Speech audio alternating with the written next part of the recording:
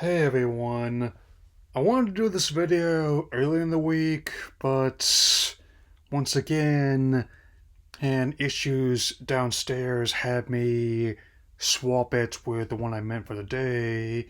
So, with that in mind, and seeing as how this month marks the 20th anniversary, hey, it's one of several ones that I'll be marking a milestone this month and the remainder of this year that we'll be addressing. So let's talk about how he with this tonight's trip into Disney Plus hold the 2005 version of Chicken Little, like kind of honestly bizarre her film, which is definitely which is saying something among the films in their post Renaissance period from 2000 2005, as in and the remaining years of Michael Eisner's tenure. It was the final film that was greenlit. It's the final animated film that he greenlit had in the midst of his feud with his rival Jeffrey Katzenberg at DreamWorks, and for a variety of reasons, the film reflects that.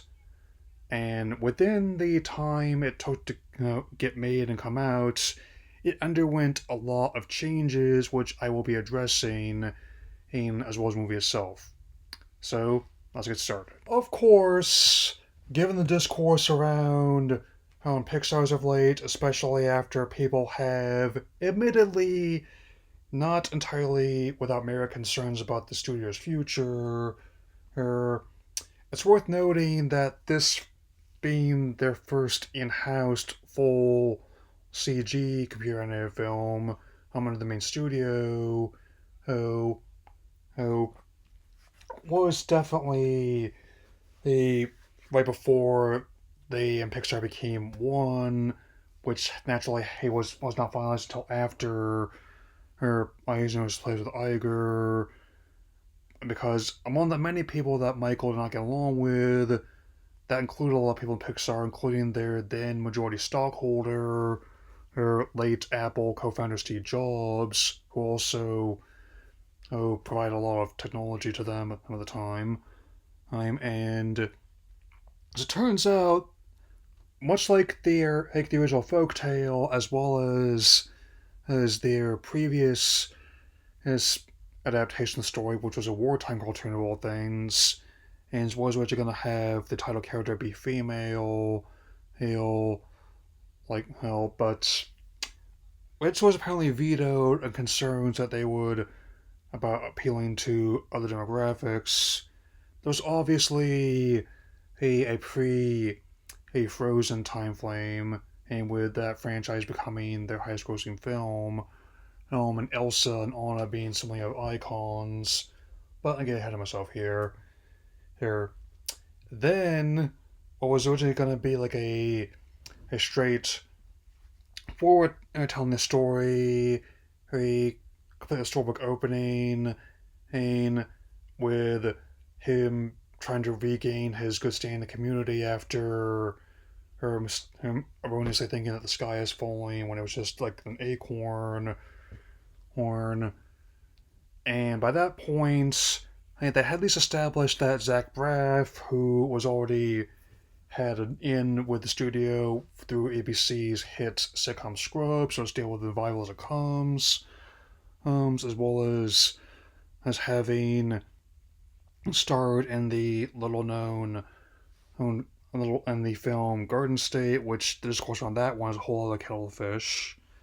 And the he there was also multiple different visions as towards the opening scene alone before we even got the one we saw in the final movie where and there were some constants like how being hounded by a the press as well as the whole thing being blown out of proportion as often is.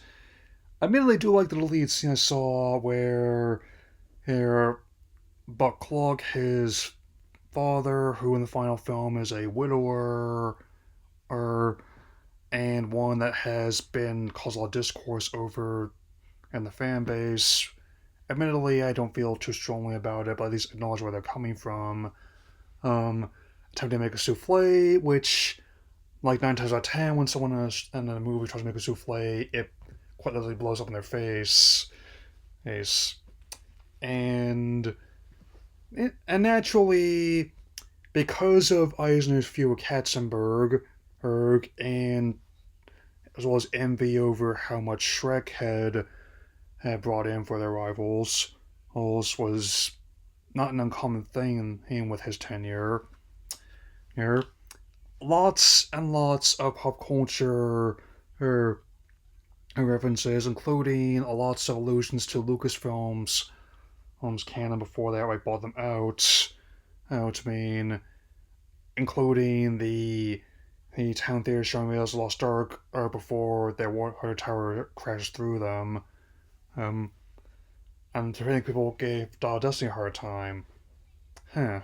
Of course, the film starred all manner of comedic talents, a few of whom are no longer with us, I'm afraid, including Adam West, Fred Willard, and I believe Don Knotts passed before the movie even came out. Or wait, as it came right? No, it was actually right after. Now I remember. Is one of his final film roles. Even thankfully, I think it was at least one of his final ones at the actual release production. Of course, we also have Amy Sedaris as the antagonistic Boxy Loxy before the shenanigans we'll get to later on end up scrambling in her brain and turning her into like a debutante. I mean, no, I'm not gonna get up there. Here, we've also got Wallace Shawn. If you might not know his name, you definitely heard his voice in other productions. We've got Harry Shearer doing his Kent Brockman voice, whenever he does the announcements. Again, as one of you board, they have Fox in this bowl as well. But Steve's almost the one to the letter, and it's by size, scares easily. Of course, between his small stature and the community see him as an outcast, Spain, even the simple act of trying to make it to school each day ends up being a series of misadventures. As for him ending up in a pair of wife hunts in front of the whole school. Well, if this movie helped people discover something about themselves, more power to you. They even have that as well as the subsequent origami shorts as cosmetics in the tie-in game, which people have pointed out, and among the other cosmetic cheat codes, as among the many reasons why that game is actually pretty unhinged as is the movie itself. So, I'm definitely, of course, open to that being released on PS Plus or GOG.com. If they're so inclined. Hey, if those weird Buzz Lightyear PlayStation games can make it on there, anything can. And naturally, there are a few ones that become on some of our courses, especially Porcupine, who's a man of few words, but those words are voiced by the film's director, Mark Dindal, and the sunglasses and quills are definitely of that demeanor. And of course, in 2000s, was the first time where the moment the teacher leaves the room, everyone's on their phones, so not a stretch, really. Admittedly, while the world building among the anthropomorphized casts may not be as complex or indeed as nuanced as it is in the Zootopia films the decades will follow, though it does have that certain and off the wall absurdity towards it that I have a soft spot for. Case in point, the first half of the movie, is about how the title character trying to build himself up back in the community again, which culminates in him being put in just in time for the big baseball game for the pennant, which works. Then it goes completely off the rails the second half with, forgive this vintage meme, aliens. No joke. The stop sign that he thought bonked him on the head was actually a panel of a spacecraft, which is part of their cloaking device. And of course, they ends up ensnaring their fellow friend, the fish out of water, her who is voiced by Dan Molina. I was not aware of that. And naturally, they end up coming across to an alien child named Kirby.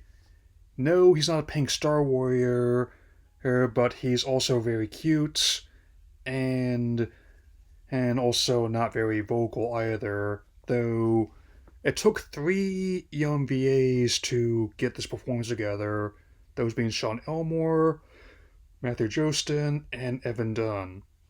I wonder where they are now. And apparently a Box Galaxy's enforcer slash muscle, Goosey Lucy, is voiced by Mark Walton. Not a name I'm highly familiar with, but even real geese are not ones you want to be on the bad side on at all. Oh man. Don't ask me how I know this. There's some things you definitely would not want to ask me how I know. But I'll say this. For G rating, there was at the time a little bit of surprised by how nightmarish some scenes were, like how the moment they go into their spacecraft, there's organs in jars. There's some of the arguments with the travelers from one of the worlds, something that Abby Mallard even lampshades aids, and so it was conveniently the same year that the 05 version came out after all, and I did not care for that one, and trust me, there'll be another time to talk about the one on Prime. Count on that. And there's even, they have to escape the cornfields, main figures. When it's not dinosaurs like in Lost World, it's a bunch of aliens making do some crop circles. And of course, there's another misunderstanding which goes off the rails even further once the aliens bring the whole armada to find their child. I also, even before Grygon was searching for Glorden, it was the aliens here searching for Kirby. It's completely cuckoo, I'll say that much, and even the mayor tries to offer the aliens everything from his car to the city to some Tic Tacs, none of which come out any avail.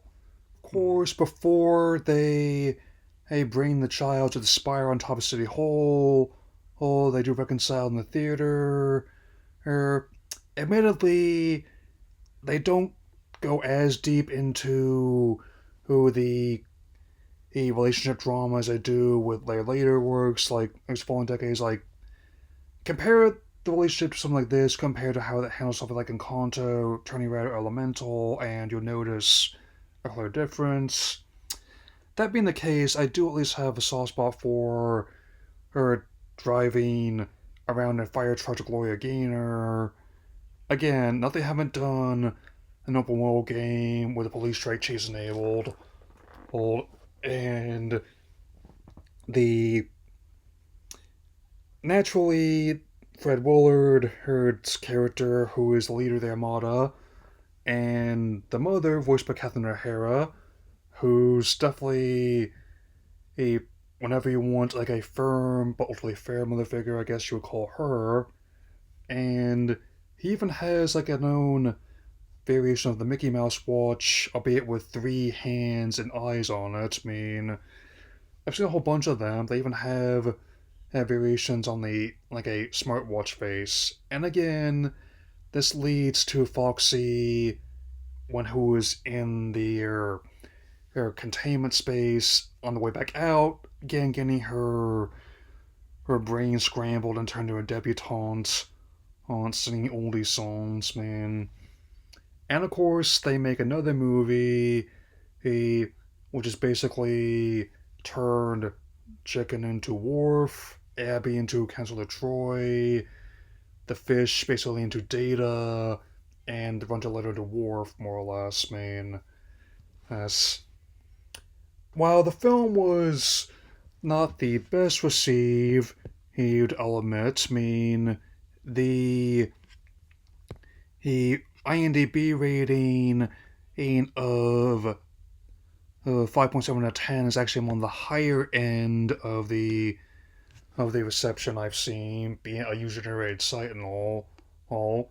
It did make an okay amount of money, and about 135 million domestically and $314 million worldwide on its $150 million budget. So not a huge hit by any means, but more than some of the other post-Renaissance films, which had the opposite reaction of being well received critically those who did see them, but ultimately underperformed and did not find their audience until they came home, which would not be the first time that happened, and as I'll mention later on, it will not be the last either. So, while this may not be my favorite film from the studio by any chance, it is one I have had some appreciation for, both ironic and otherwise, and I'm not the only one either. Heck, the top of the shirt I chose to wear for this video, he even appears as summons in Kingdom Hearts 2. Who, I mean, it's been a while since I've played the original version. I'll have to check and see if that's still the case in the remaster they've done a bunch of. I mean, and at one point there was even going to be a DTV sequel before the aforementioned regime change put that as well as subsequent DTV plans on ice for a while.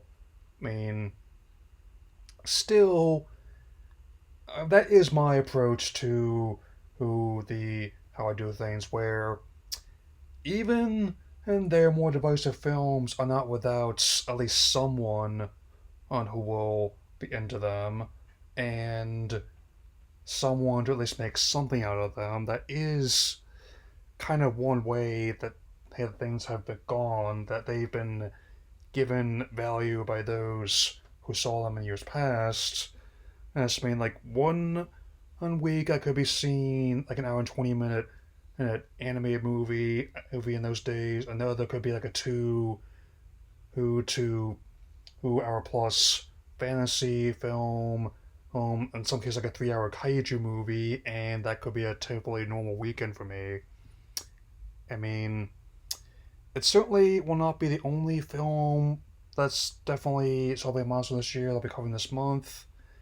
I just wanted to finally get this done now that my plumbing's a bit more on track, so that way I won't go breaking your heart or indeed my colon. That'll be all for now, and I'll see you all again soon, so take care, everyone.